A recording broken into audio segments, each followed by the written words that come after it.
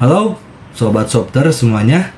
Semoga kita semua dalam keadaan sehat jasmani dan rohani, tidak kekurangan satu apapun. Oke, seperti biasa, sebelum dilanjut ceritanya, bantu Mimin dulu untuk tekan tombol like-nya. Terima kasih sesudah dan sebelumnya. Oke, kita lanjutkan saja ceritanya. Yus. OTW pulang kampung. Bab 2813 sampai bab 2816. Ye Chong menjawab, lalu bergerak dan berubah menjadi seberkas cahaya jernih, yang juga jatuh ke arah kepulauan Gunung Peri. Ketika Ye Chong datang ke lokasi harta karun, dia hanya melihat ruang terbuka di kepulauan Gunung Peri. Di tengah ruang terbuka tumbuh pohon buah-buahan, dengan pohon buah-buahan ini sebagai pusat lingkarannya, dalam area melingkar sekitar 3 meter, bunga, tumbuhan dan pepohonan yang ada di permukaan tanah jauh lebih banyak, makmur dibandingkan di tempat lain. Dan pohon buah ini memancarkan energi spiritual yang tiada taraf. Terlihat jelas bahwa pohon buah inilah harta karun yang mereka cari.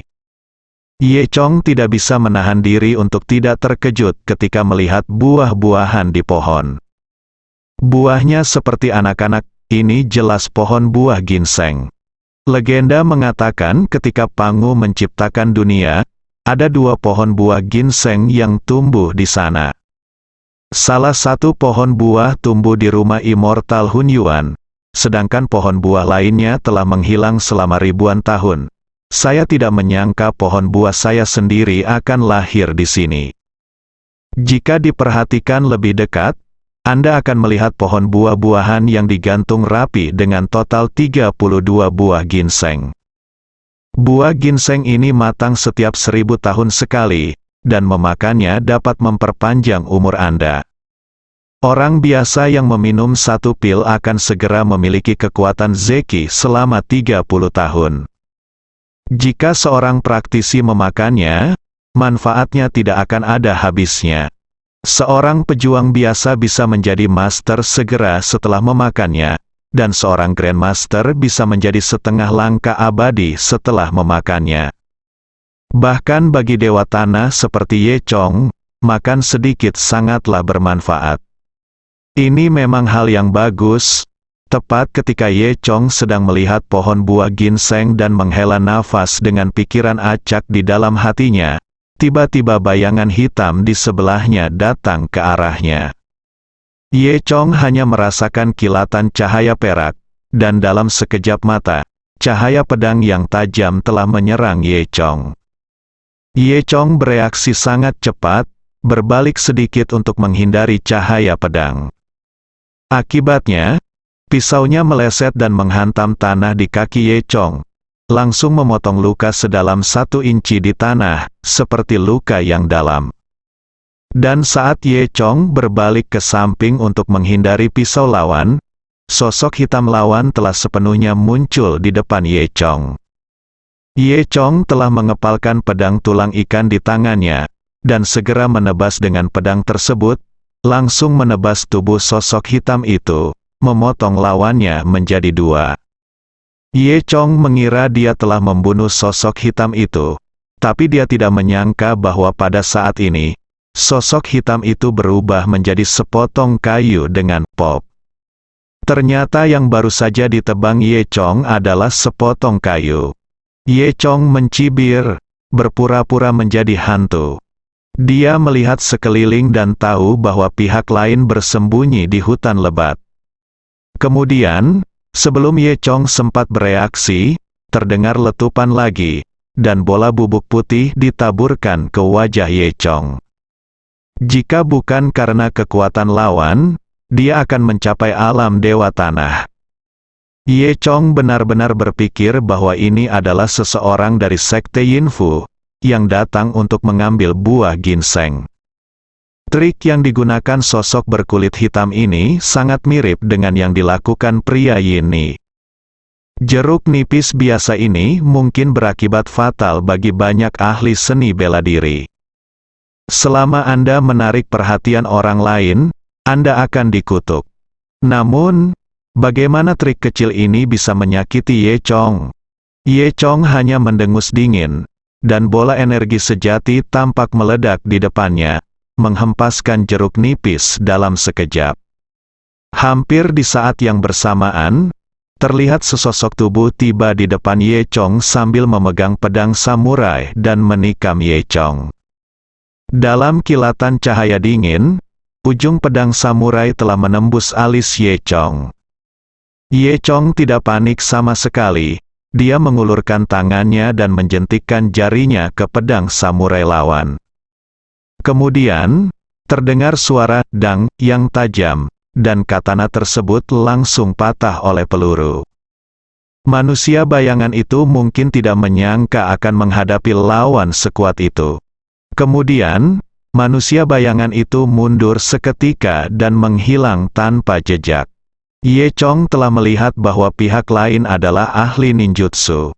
Segera setelah itu, hanya terdengar suara bang dan bayangan hitam muncul di depan Ye Chong. Bayangan hitam itu menggumamkan kata-kata, seolah-olah dia sedang mengucapkan semacam mantra. Kemudian, 6 atau 7 orang bayangan muncul di sekitar Ye Chong pada saat yang bersamaan. Ini adalah teknik cloning yang sangat umum, dan Ye Chong tidak menganggapnya serius. Namun, manusia bayangan itu sepertinya tidak ingin berhenti membelah, dan teknik cloningnya bertahan lebih dari 30 detik. Akhirnya, puluhan sosok hitam muncul di sekitar Ye Chong. Harus dikatakan bahwa skala teknik cloning semacam itu masih sangat besar, dan itu bukanlah sesuatu yang dapat digunakan oleh orang biasa. Secara sederhana dapat digambarkan sebagai sesuatu yang spektakuler. Namun, bagi Ye Chong, ini hanya pantas untuk dicemooh. Segera setelah itu, klon-klon ini mengangkat pedang samurai mereka pada saat yang sama dan bergegas menuju Ye Chong. Dan saat klon ini bergegas menuju Ye Chong, Ye Chong mengulurkan telapak tangannya, dan pedang hijau kecil melayang di telapak tangannya. Kemudian, pedang cian kecil terbang keluar dari tangan Ye Chong dan berubah menjadi sinar cahaya cian, seperti naga berenang cian di udara, berayun bola-balik di antara kerumunan hitam dalam sekejap. Hanya dalam beberapa putaran, semua klon hitam telah tertembus. Energi klon yang tertusuk berubah menjadi bola asap hitam dengan letupan. Dalam beberapa detik, awan asap hitam besar memenuhi area sekitar Ye Chong, langsung menutupi seluruh area. Setelah beberapa detik, asap hitam turun. Pada saat ini, saya melihat seseorang menginjak kaki Ye Chong, yaitu sosok hitam. Pada saat ini, sosok hitam telah benar-benar kehilangan efektivitas tempurnya. Bayangan itu tidak menyangka bahwa dia akan dikalahkan oleh Ye Chong hanya dalam beberapa ronde. Tidak peduli seberapa mewah triknya, itu tidak berpengaruh sama sekali di depan Ye Chong. Ye Chong memandang bayangan hitam itu dan bertanya, "Siapa kamu?" Topeng bayangan hitam itu rusak, memperlihatkan wajah tua dan malang. "Jangan bunuh aku nenek moyang pedang iblis Jepang, jangan bunuh aku hanya datang ke sini untuk melihatnya," kata Black Shadow. Leluhur pedang iblis, Ye Chong menyipitkan matanya, dia belum pernah mendengar tentang orang ini sebelumnya. Sejak Ye Chong menaklukkan negara Jepang terakhir kali dan mencabut dunia seni bela diri negara Jepang berada dalam kesulitan. Bahkan wanita tua dari keluarga kerajaan Jepang telah ditundukkan oleh Ye Chong. Ye Chong memenggal hampir semua orang di negara Jepang yang bisa menjadi master. Namun, sepertinya masih banyak master lain yang bersembunyi di Jepang. Misalnya, nenek moyang pedang iblis mungkin pernah tersembunyi di sudut negara Jepang sebelumnya dan tidak pernah muncul. Bahkan ketika Ye Chong menaklukkan kerajaan Jepang, leluhur pedang iblis tidak pernah muncul. Tapi kali ini, dia juga tertarik dengan harta karun yang tidak duniawi ini. Jadi dia datang diam-diam, menggunakan ninjutsu untuk menyembunyikannya, dan menunggu kesempatan. Memikirkan hal ini, Ye Chong tersenyum. Haha, ternyata itu anjing tua dari Jepang? Tahukah kamu siapa aku? Beraninya kamu bersikap sombong di depanku? Tanya Ye Chong. Maaf, siapa kamu? Tanya leluhur pedang iblis. Namaku Ye Chong, kata Ye Chong. Leluhur pedang iblis terkejut saat mendengar nama ini. Sekarang semua orang di negara Jepang sangat takut dengan nama Ye Chong.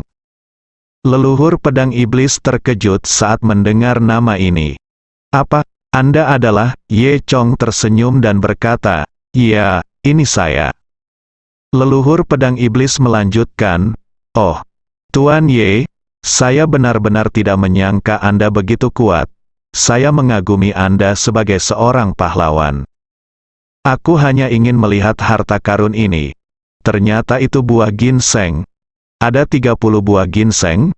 Selama kamu memberiku satu, aku bisa memberimu setengah dari harta negara Jepang. Bagaimana?" Ye Chong mencibir. "Lihat, apakah saya kekurangan uang?"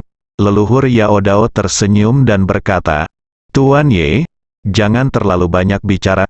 Tahukah Anda berapa banyak properti pribadi yang dimiliki negara Jepang kita? Dan ada juga banyak buku rahasia negara Jepang kita. Jika Anda mendapatkannya dengan ini, saya yakin kekuatan Tuan Ye pasti akan lebih jauh lagi." Leluhur pedang iblis berpikir bahwa dia telah membuat kondisi yang akan memuaskan semua orang. Dia merasa Ye Chong pasti setuju. Siapa yang tahu kalau Ye Chong sama sekali tidak tertarik dengan kondisinya? Apakah ini beberapa buku rahasia yang tidak berguna dan properti yang tidak berguna? Apakah menurutmu mau ada gunanya? Lebih baik aku menyimpannya untuk diriku sendiri. Satu-satunya sikapku terhadap orang Jepang adalah membunuh mereka, kata Ye Chong. Setelah Ye Chong mengucapkan kata-kata ini, wajah leluhur pedang iblis menunjukkan ekspresi terkejut. Sebelum leluhur pedang iblis dapat berbicara lagi, Ye Chong telah menendang leluhur pedang iblis. Yang terakhir ini segera diusir oleh Ye Chong seperti kantong sampah hitam besar. Kemudian, leluhur pedang iblis meledak dengan ledakan di udara, dan mati di kepulauan Gunung Peri. Meskipun dia adalah dewa tanah, Ye Chong merasa terlalu kotor untuk menyerap kekuatan pemurnian dari tubuh leluhur pedang iblis, jadi dia tidak melakukannya. Setelah Ye Chong melenyapkan leluhur pedang iblis, beberapa kekuatan juga mendarat di kepulauan Gunung Peri. Itu adalah Dongfeng, Qiu Huang, Jiu Mode, Neptunus dan lainnya. Keempat orang itu memiliki kekuatan yang sama, dan tidak ada yang bisa melakukan apapun terhadap yang lain. Melihat seseorang telah masuk, mereka semua bergegas dengan cemas. Saat ini, semua orang melihat pohon buah ginseng dan mengungkapkan kekagumannya. Pohon harta karun yang luar biasa, Jumode berkata, "Saya telah membaca dalam buku klasik Tiongkok bahwa jika Anda memakan salah satu buah ginseng ini, kekuatan Anda akan meningkat pesat. Neptunus, bagaimana kalau kita bekerja sama?" Neptunus Bolmixidong juga tertarik. "Dengan pohon buah ginseng, saya akan memetik buah dari pohon ginseng sekarang. Anda menolaknya di sini sebentar, lalu saya akan memanen buahnya dan kita akan membaginya secara merata," kata Jiumode. Neptunus mengangguk setuju. Kemudian, hanya terdengar auman Raja Laut, memanggil walrus besarnya. Daya juang walrus juga luar biasa. Meski hanya bisa memanjat di darat, namun tubuhnya setinggi bangunan 3 lantai. Panjang tiap giginya lebih dari 10 meter. Setiap kali berguncang, seluruh bumi berguncang dan bergetar. Walrus menjerat Dongfeng. Sementara di sisi lain, Neptunus terus melawan Qiu Huang. Kedua pria itu bertempur dari laut ke darat, dan kekuatan penghancur mereka sangat mencengangkan, menghancurkan semua pepohonan di sekitarnya. Namun keduanya sangat berhati-hati dan tidak melukai pohon buah ginseng di kejauhan. Saat ini, Jiu Mode bebas, bersiap menghadapi Ye Chong. Dia terkekeh dan bergegas menuju Ye Chong. Ye Chong berdiri di bawah pohon saat ini dan berkata kepada Jiu Mode, pohon ginseng ini milik Tiongkok.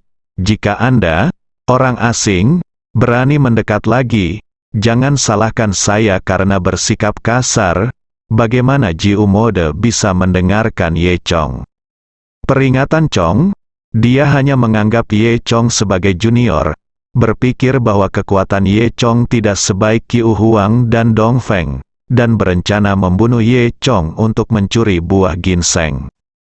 Dan saat Jiu Mode bergegas menuju pohon buah-buahan, dia masih berada 3 atau 5 meter jauhnya. Ia lalu mengulurkan tangan dan melompat sejauh 3 meter untuk mengambil buah ginseng di pohon.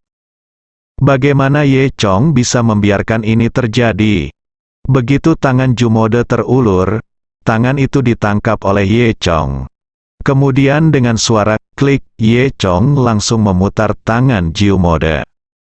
Karena panjangnya hanya 3 meter, lengan ini telah dipelintir beberapa kali menjadi bentuk bengkok. Jiu Mode merasakan sakit dan dengan cepat menarik kembali lengannya. Oke nak, kamu masih berani memblokir jalan, sekarang adalah hari kematianmu, teriak Jiu Mode. Ye Chong berkata dengan nada menghina, oke, biarkan aku melihat kekuatan apa yang kamu miliki. Jiu Mode berteriak dan menyerang Ye Chong secara langsung. Keahlian Jiu Mode ini adalah pertarungan tangan kosong Jiu-Jitsu yang sangat cocok. Ini adalah seni bela diri yang sangat kuat di Indi, dan orang kuat seperti Jiu Mode secara alami telah melatih keterampilan dasar hingga mahir. Selama dia mengulurkan tangan dan kakinya untuk menyerang, dia bisa menempel pada lawan dan membuatnya mustahil untuk disingkirkan. Dan dapat menyerang dari jarak 3 meter, ini benar-benar lawan yang sulit. Tapi, itu untuk orang biasa. Sekarang Ye Chong adalah Earth Immortal dengan tubuh emas, dan setelah mendapatkan esensi dari Blood Kirin, kekuatan Ye Chong saat ini dapat dikatakan tak tertandingi di atas atau di bawah Earth Immortal. Bagaimana Jiu Mode kecil bisa menjadi lawannya?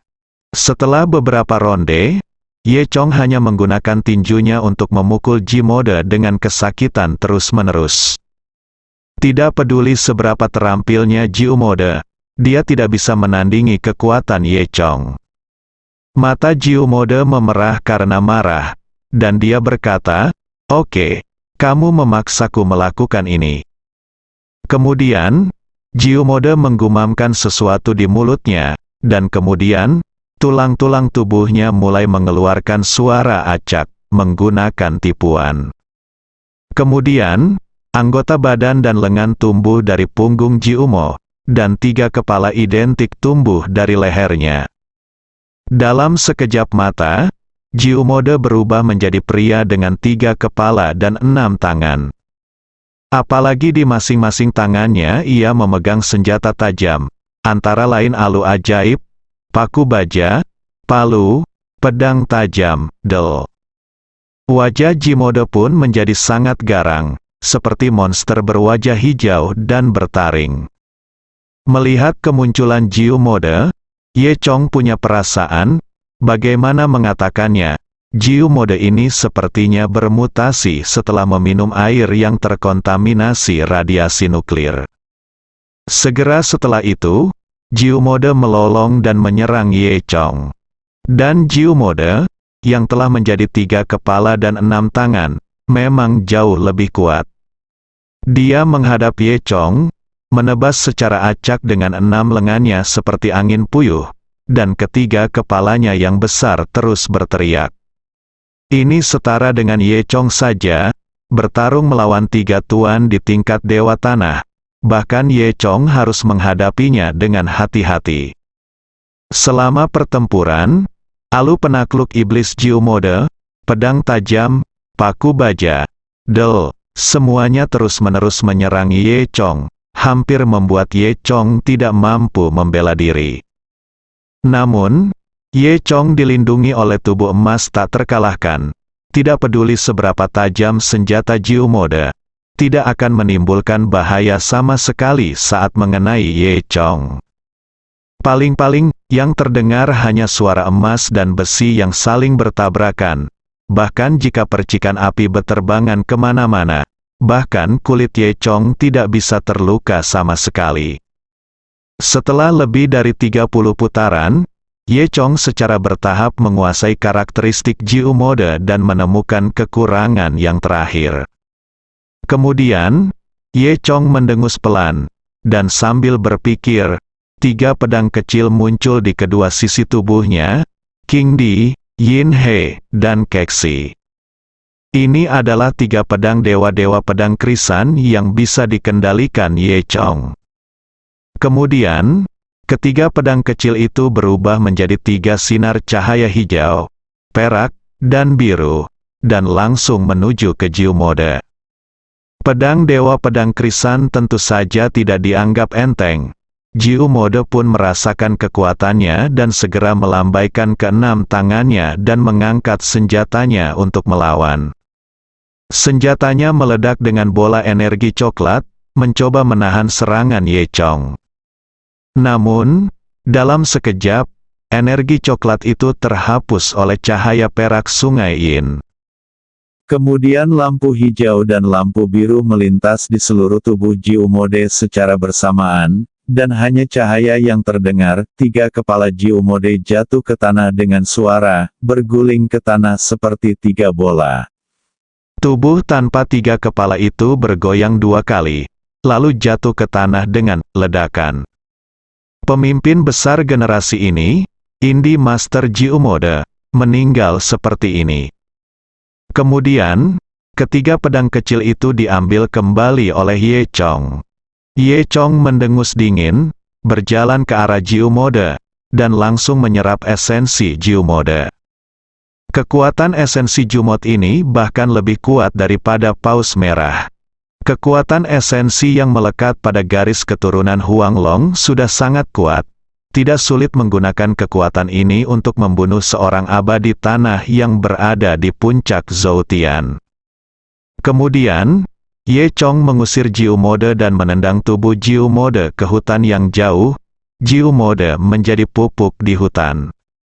Di sisi lain, agak sulit bagi Neptunus untuk melawan Dongfeng dan Qiu Huang sendirian. Neptunus mendukung angin musim gugur sendirian. Meski Walrus membantu, dia tetap bukan tandingan keduanya. Raja Laut Bormisidong awalnya mengira setelah Jiu Mode membunuh Ye Chong dan mendapatkan buah ginseng, mereka berdua bisa melarikan diri. Dia tidak menyangka Jiu Mengde akan dibunuh oleh Ye Chong. Namun, meskipun Walrus itu kuat, ia juga sangat besar. Tanpa disadari, Walrus itu langsung dibunuh oleh pedang Dongfeng. Tubuh besar itu jatuh ke tanah, menyebabkan tanah bergetar. Neptunus melihat situasinya semakin buruk, dan sudah terlambat untuk melarikan diri. Sekarang 3 lawan 1, Neptunus khawatir dia mati kali ini. Dan saat Neptunus hendak putus asa, tiba-tiba terdengar tawa, "Jie jie jie," dari kejauhan. Kemudian, seorang pria berbaju hitam muncul di hadapan mereka. Orang ini mengenakan jaket hitam dan tudung hitam. Seluruh tubuhnya tersembunyi dalam warna hitam, memberikan perasaan dingin dan suram kepada orang-orang. Dia benar-benar terlihat seperti Hades dari Hades. Dia bertubuh besar, berdiri di sana dengan cerutu di mulutnya. Meskipun dia tidak berbicara, orang ini memancarkan perasaan gelap dan dingin. Saat Neptunus melihat orang tersebut, ia langsung heboh. "Gude, ternyata Lord Pluto ada di sini. Haha, kalau kamu tidak datang, aku akan mati." Nama orang tersebut adalah Hardy Ford, yang dikenal dengan nama Pluto. Of dunia barat, di dunia barat, Tercatat orang terkuat saat ini yang bisa dikatakan berada di puncak piramida adalah 3 raja yang tinggal di kuil Zeus, Raja Zebus. Ketiganya termasuk yang terbaik di dunia. Mereka adalah makhluk terkuat yang dapat dicatat dan ditemukan dalam peringkat yang dikenal dunia. Meski Pluto dan Neptunus berada di level yang sama, Hadifus jauh lebih kuat dari Neptunus. Hadifus melirik Raja Neptunus Pormisidong dan berkata, "Raja Neptunus, kamu benar-benar tidak masuk akal. Ada manfaat yang sangat besar di sini. Tetapi kamu bahkan tidak memberitahuku dan datang ke sini secara diam-diam. Haha, Pluto, terus terang saja, aku masih ingin mendapatkan harta karun ini dan kembali membaginya denganmu dan kakak tertuaku," kata Raja Laut Pormisidong.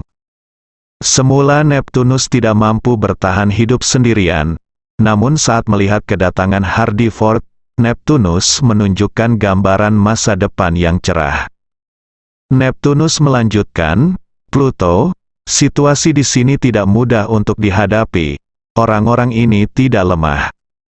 Hadifus mendengus dingin dan berkata, "Tidak lemah. Saya ingin melihat apa yang dapat dilakukan orang-orang Tiongkok yang rendah hati ini. Seberapa kuat?" Pormisidong secara alami diam-diam bahagia. "Tahukah Anda, kekuatannya jauh lebih buruk dari Pluto. Namun meski keduanya disatukan, mereka bukanlah tandingan kakak tertua mereka, Raja Zebus."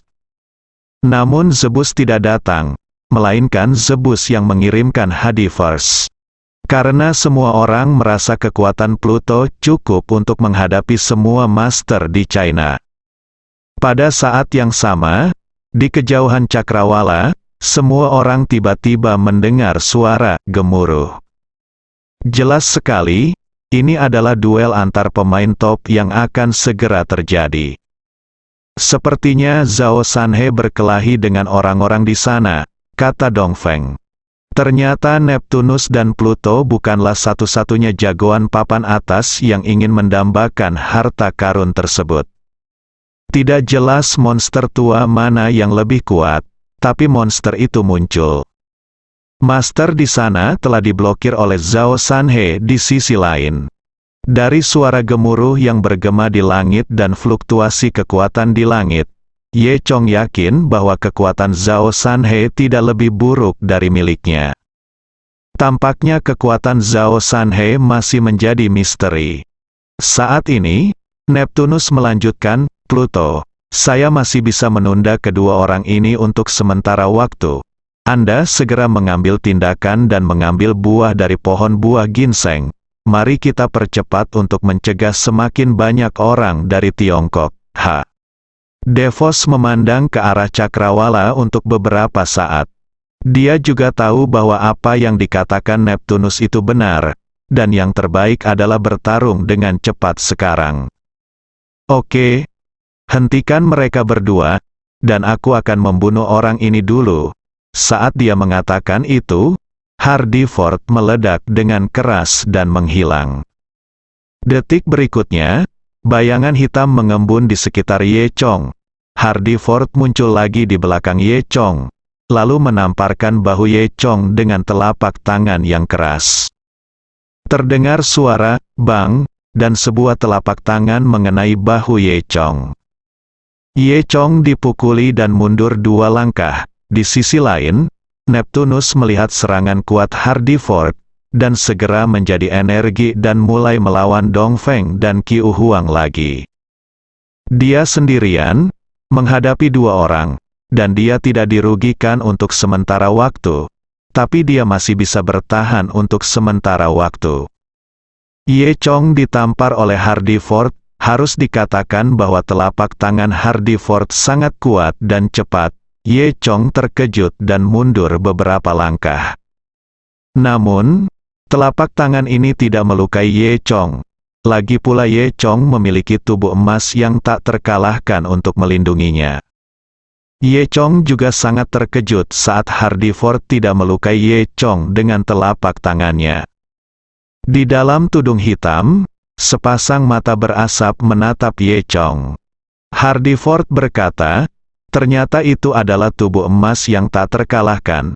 Ternyata itu adalah tubuh emas. Kalian orang Cina menyebutnya tubuh emas abadi bumi. Sungguh aneh. Ye Chong mendengus dingin. Tapi dengan telapak tangan itu tadi, Ye Chong sudah merasakan bahwa kekuatan Hardiford tidak boleh diremehkan. Ye Chong tidak berani gegabah lagi. Lalu dengan pikiran di benaknya, 3 pedang kecil muncul di sampingnya lagi. Segera setelah itu, 3 pedang kecil Dewa Pedang Krisan terbang menuju Hardiford pada saat yang bersamaan. Yang pertama adalah pedang ilahi Kaisar Biru, yang membawa seberkas cahaya hijau dan menembus bagian depan Hardiford.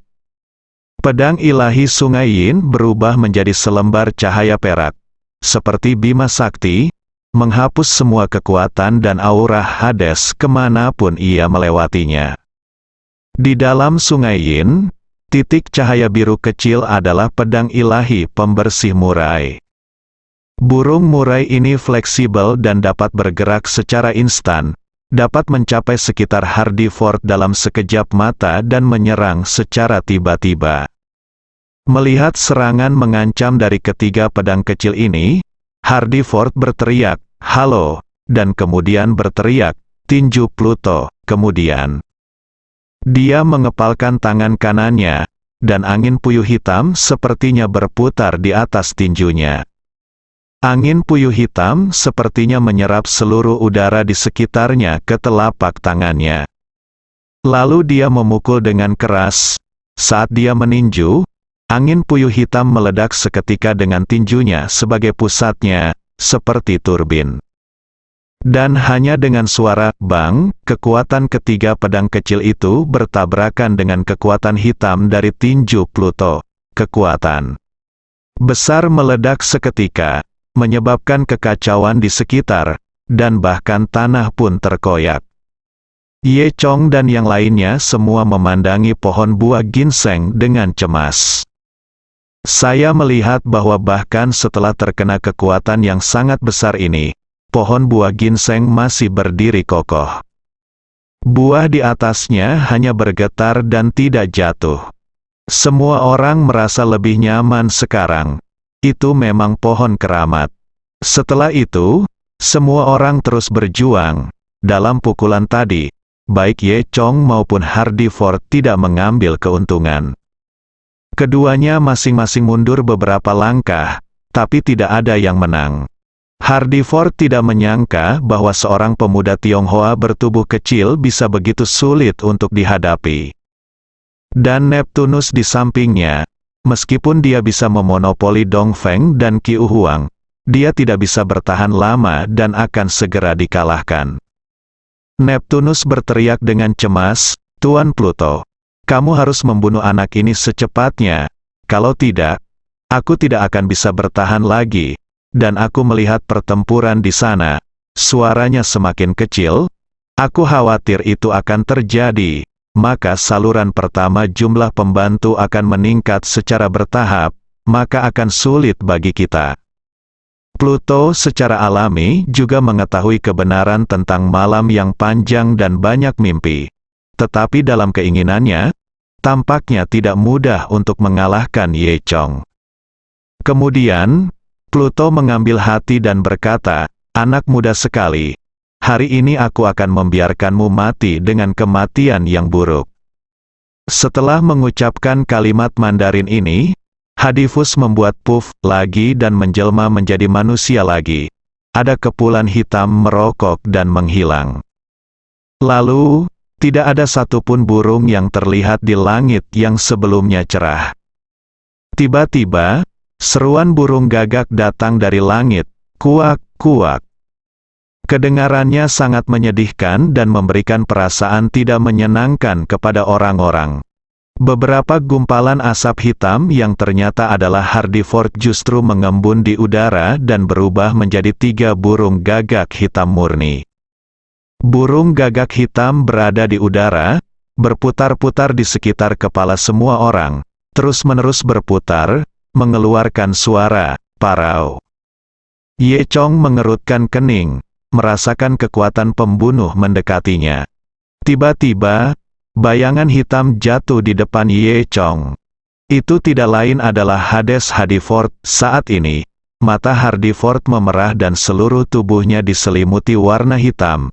Dia benar-benar terlihat seperti iblis dari neraka. Dan saat Hardifus jatuh ke tanah dengan keras, tanah itu terinjak-injak. Retakan di tanah menyebar seperti jaring laba-laba. Hardiford jatuh di depan Ye Chong, kurang dari 3 meter jauhnya. Saat Hardiford jatuh, udara hitam di sekitar Hardiford berubah menjadi burung gagak hitam yang tak terhitung jumlahnya, berputar di sekitar Hardiford. Melihat sekeliling, mungkin ada ribuan burung gagak hitam, berkumpul rapat, membentuk angin puyuh kematian. Dan tangisan menyedihkan burung gagak terus terdengar. Kuak, kuak, kuak. Kerumunan burung gagak segera mengepung Hardiford dan Ye Chong. Burung gagak itu bukanlah burung gagak biasa, masing-masing mempunyai paruh yang setajam pisau baja. Selama penerbangan berputar, mereka akan menggiling semua yang mereka temui, memotong semua bunga, tanaman, dan pepohonan dalam jangkauannya, seperti penggiling daging. Ye Chong berdiri di antara mereka, dan banyak burung gagak menggunakan paruh baja mereka untuk mengobrol ke arah Ye Chong. Ini adalah trik Hades Hardiford, keterampilan magisnya. Ye Chong hanya bisa mengaktifkan pedang ilahi Keksi untuk membunuh burung gagak di sekitarnya. Burung murai membasuh pedang dewa dengan sangat cepat. Di antara burung gagak, tampak seperti burung murai yang ganas, terus-menerus berlari ke kiri dan ke kanan. Namun, meskipun pedang ilahi Keksi sangat kuat, namun kekuatannya sangat terbatas. Meski dapat membelah burung gagak menjadi 2 kemanapun ia pergi, ia tetap saja gagal karena jumlah burung gagak yang terlalu banyak. Burung gagak yang tak terhitung jumlahnya masih menyerang Ye Chong sendiri. Burung gagak yang tak terhitung jumlahnya menggaruk tubuh Ye Chong, membuat suara emas dan besi berpotongan.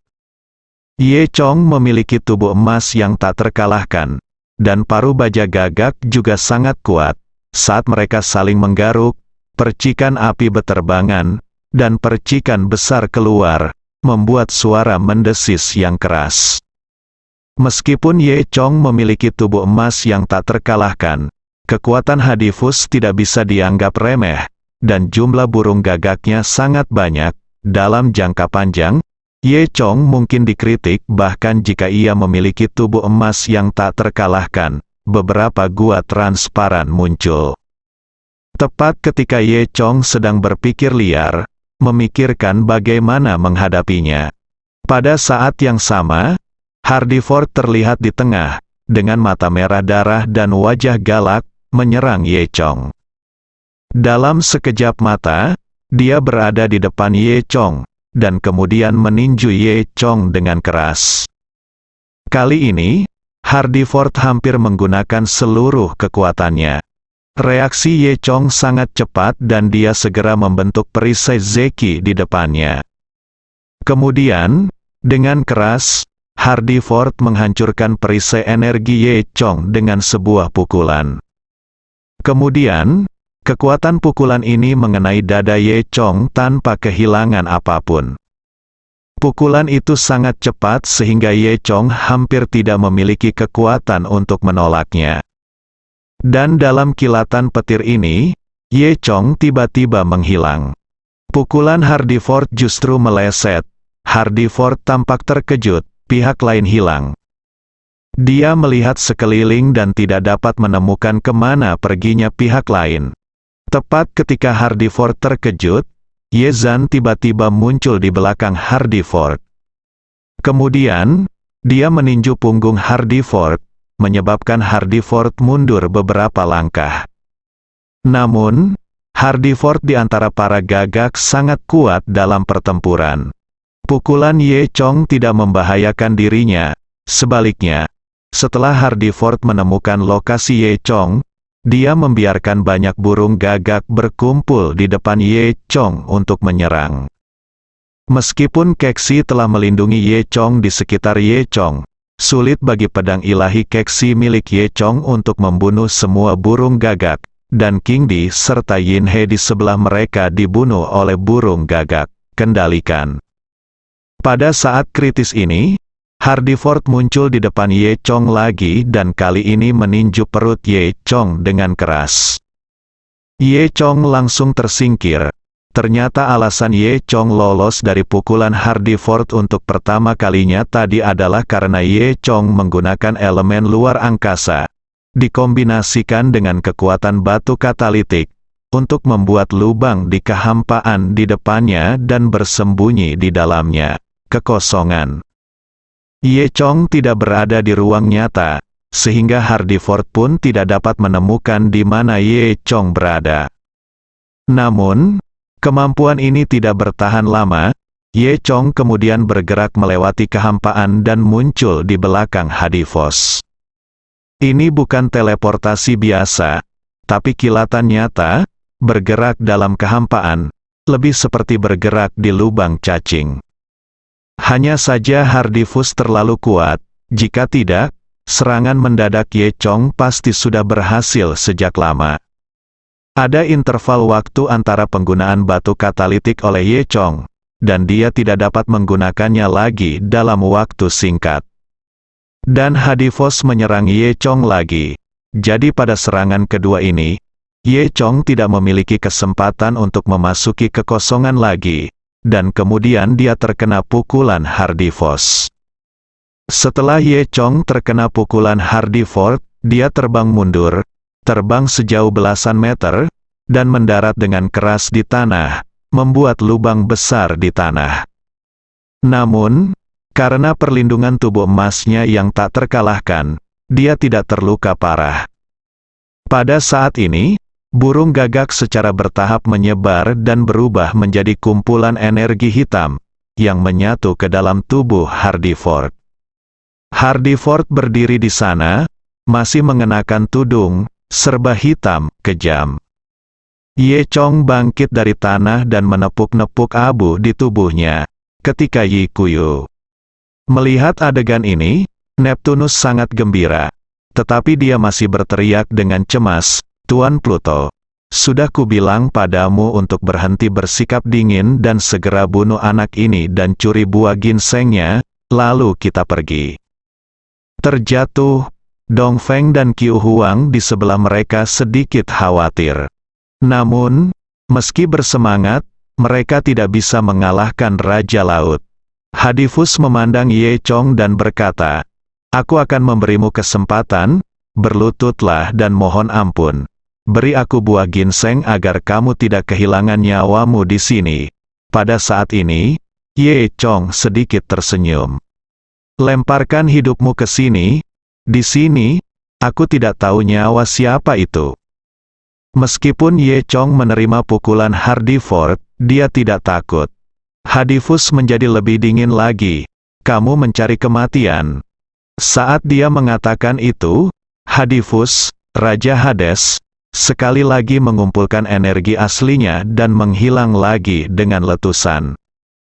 2 detik kemudian, suara burung gagak yang melengking terdengar lagi di langit, seolah-olah itu adalah nyanyian kematian. Ye Chong tersenyum, dan pada saat yang sama, Hardyford berubah menjadi bayangan hitam dan jatuh di depan Ye Chong lagi. Dan burung gagak yang tak terhitung jumlahnya muncul lagi. Begitu Hardyford jatuh di depan Ye Chong, dia hanya punya waktu untuk mendengar Ye Chong berkata, "Apakah menurutmu gerakan yang sama masih bisa digunakan untuk melawanku?" Segera setelah itu, Hardyford melihatnya dengan matanya sendiri, dan begitu pula Ye Chong dengan letupan, itu menghilang dan berubah menjadi cahaya biru langit. Hardyford tercengang, tidak tahu apa yang terjadi dengan Ye Chong.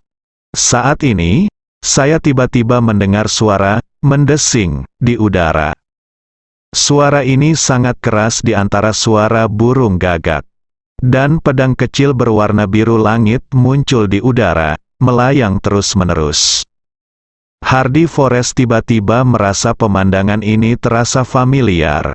Detik berikutnya, hanya terdengar suara bang dan cahaya biru langit jatuh di depan Hardy Ford.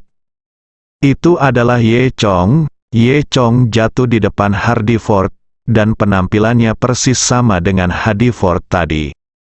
Di saat yang sama, cahaya biru langit keluar dari tubuhnya dan berubah menjadi pedang kecil. Ribuan pedang kecil berwarna biru langit yang dicuci dengan murai, dengan Ye Chong sebagai pusat lingkaran, juga berputar, seperti gagak Hardy Ford yang berputar. Untuk sesaat, angin puyuh burung gagak yang berputar dan angin puyuh pedang murai yang berputar bergabung menjadi satu. Warna hitam dan biru langit berpadu menjadi satu. Dengan jumlah yang sama, sapuan murai biru langit begitu tajam hingga langsung membantai burung gagak hitam berbondong-bondong. Segera, langit biru mengambil alih dan burung gagak hitam hampir habis. Keduanya langsung dikelilingi oleh angin puyuh. 2 detik kemudian, dengan keras, Hardy Ford terlempar dari tengah angin puyuh burung murai biru dan jatuh dengan keras ke tanah. Sama seperti Ye Chong barusan, angin puyuh biru langit menghilang dan berubah menjadi pedang kecil yang dicuci dengan murai, melayang di telapak tangan Ye Chong. Hardy Ford kaget. Seberapa miripkah trik yang Ye Chong gunakan tadi dengan keterampilan sihirnya? Hanya saja burung gagak itu berubah menjadi pedang kecil berwarna biru. Hardy Ford tidak mengerti sama sekali. Apa yang terjadi? Bagaimana kamu melakukan ini? Dia bertanya dengan kaget. Bagaimana Hardy Fus bisa mengetahui bahwa keterampilan magis Ye Chong adalah meniru keterampilan magis orang lain? Dia baru saja meniru keterampilan sihir Hardy Ford. Bagaimana mungkin Hardy Ford mengira Ye Chong akan memiliki kemampuan seperti itu? Namun, dia juga menyadari pada saat ini bahwa jika dia ingin mengalahkan Ye Chong, dia harus mengeluarkan banyak kekuatan, dan kemudian kedua belah pihak akan menderita. Memikirkan hal ini, Hardy Fus berkata, "Nak, bagaimana kalau ini? Ada 32 buah ginseng di pohon buah ini. Saya hanya ingin setengahnya, dan saya tidak ingin sisanya. Saya serahkan pada Anda. Bagaimana tentang itu?" Ye Chong menggelengkan kepalanya.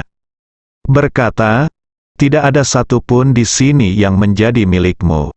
Hardy Fus berkata dengan marah, "Wah, jangan terlalu serakah, kamu punya bagian dalam melihatnya. Ini adalah harta karun lahir dari langit dan bumi. Mengapa kamu menginginkannya?" Ye Chong dia tidak repot-repot menjelaskan. "Aku ingin semuanya." Aku berkata, "Aku tidak akan memberimu satu pun. Jika kamu tidak menerimanya, datang dan bertarung." Melihat nada kuat Ye Chong, Hardy Ford sangat marah. Pluto Hardy Fus dikagumi ribuan orang di dunia barat. Kapan dia pernah diperlakukan seperti ini? Dia tidak bisa menahan diri untuk tidak menjadi marah dan berteriak, "Kamu adalah pemuda yang sombong. Jika kamu seperti ini, pergilah ke neraka." Kemudian, Hardy Ford meraung keras, jubah hitamnya menggembung tanpa angin, dan matanya menjadi merah darah. Pada saat ini, pembuluh darah di tangan dan lengannya menonjol, dan dia jelas sedang mengumpulkan kekuatan. Ye Chong juga bisa melihat Hardy Fus membakar esensi dan darah di tubuhnya, terus meningkatkan kekuatannya. Hardy Fus ini awalnya setara dengan dewa bumi tertinggi, tetapi setelah membakar esensi dan darahnya, kekuatan Hardy Fus telah memasuki alam yang lebih tinggi dengan setengah kaki bersambung.